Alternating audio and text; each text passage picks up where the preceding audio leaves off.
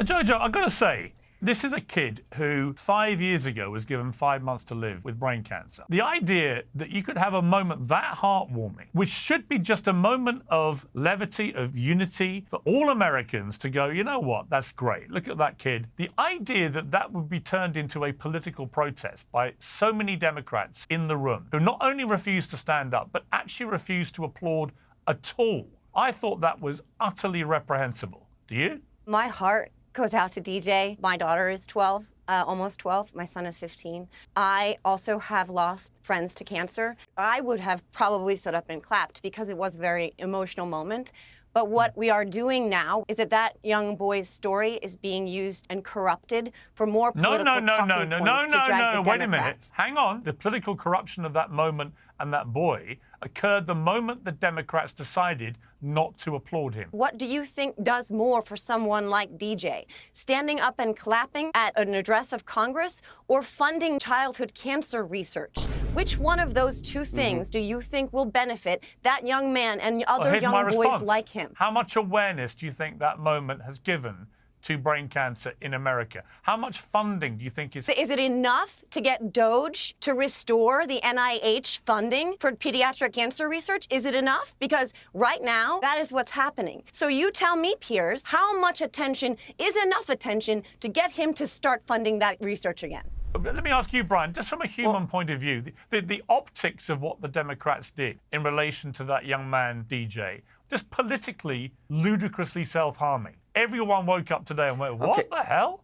You can't even applaud a young boy? Here's my problem with this argument. Where were you guys when Marjorie Taylor Greene and Lauren Boebert were screaming at Joe Biden during the State of the Union when he was trying to honor the soldiers who passed away in Afghanistan?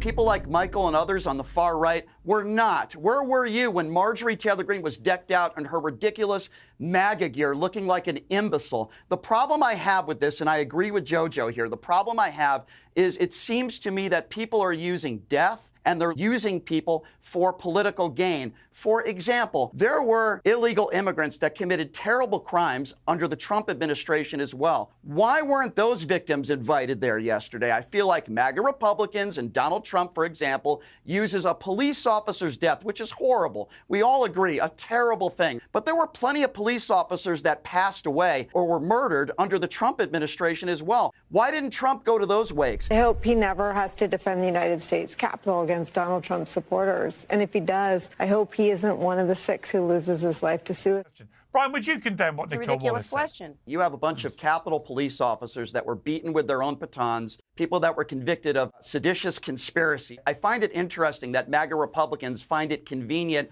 to only back the blue when it helps them with their narrative. Now, I wouldn't have said that statement either. But at the same point, I think I understand what I don't think she said it very well. The point that she was trying to make is you have these Capitol police officers. Some of them have lost their lives, beaten with their own batons. Some of them have traumatic brain injury. Yet why didn't Donald Trump invite any of those people? I'm just wondering. So you can't have it both ways here. While I don't like the comment that was made, I also don't like the fact that MAGA Republicans back the blue only when it's convenient for them. I appreciate it. Just really quickly, 30 seconds. Going back to what Michael was saying about the clapping. I just wanted to comment on that real quickly. There were a lot of people clapping when Donald Trump said that the war was going to be over in 24 hours. A lot of Republicans like you were clapping when Donald Trump said he was going to hire a special prosecutor to go after Hillary Clinton and he was going to build a wall and Mexico is going to pay for it. Who cares if people clap? I don't care if Elizabeth Warren is standing up and clapping. You know what I care about is results. And right now, gas prices are up. Inflation is up. The war in Ukraine is still going on. What's going on in the Middle East is a disaster right now. So you can stand up and you can clap, Michael, until the cows come home. But that won't change the fact that Donald Trump is failing this country. Brian, the point I would make is that it's not actually about political stuff. It's just there should be in every State of the Union speech by any president, left or right, there should be moments of humanity when actually everybody puts the politics to one side and simply says, you know what, a young man with brain cancer gets made a member of the Secret Service and it's the most moving of moments. We just applaud that for what it is. Piers, I don't disagree not wrong, with you but it there, wasn't. but you have Donald Trump calling Elizabeth Warren Pocahontas. He's calling the left all crazy people. I agree with you, Piers, but there has to be decorum with the guy who's actually making the speech as well. Can we criticize I would remind for him you, attacking I would people? remind you of somebody who would have been a much better bet to be the Democrat nominee in the last election, of Michelle Obama. When they go low, we go high. It seems that the Democrats now are like, Not when today. Trump goes low, Brian, won't do you talk about agree the with what substance of Trump the did speech. about trans athletes in women's sport? I have never believed that you should be on the same playing field as a woman. However, Right. this is not a top 5 issue or a top 10 issue in Oh, it polls is. around the country. Oh, it You is. It is. No, It it's is. not. In what It is. poll, It is not. Piers? In what It's not. poll? Comes under the umbrella of common sense, what Trump calls the common sense revolution, and he says America is no longer going to be woke. Here's my second clip I want to play you. This is all the Democrats wearing pink. Democrat women. Take a look at this.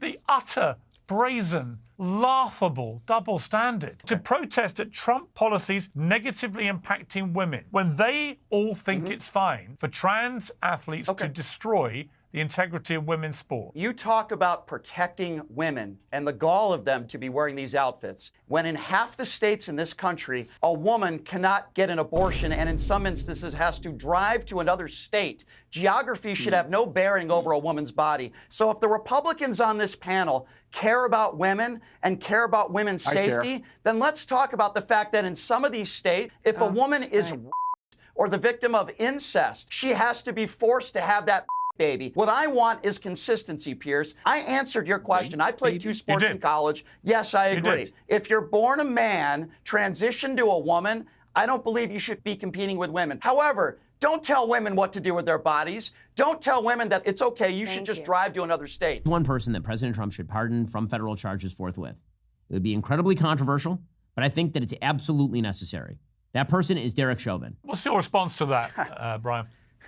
Absolutely and utterly absurd. First of all, we know that Derek Chauvin is a murderer. He's a convicted murderer. And Michael likes to talk about autopsies. Let's talk about autopsies. There were 2 autopsies in that case.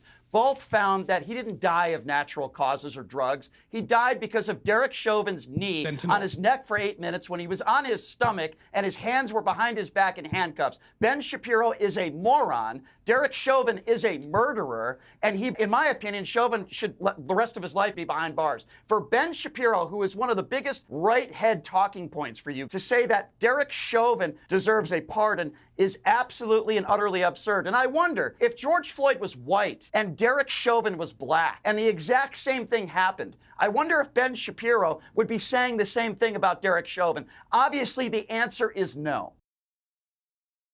And I don't think there's any evidence that Derek Chauvin violated George Floyd's civil rights. I mean, to the point that Brian just made, he brought up the medical examiner's report, the autopsies.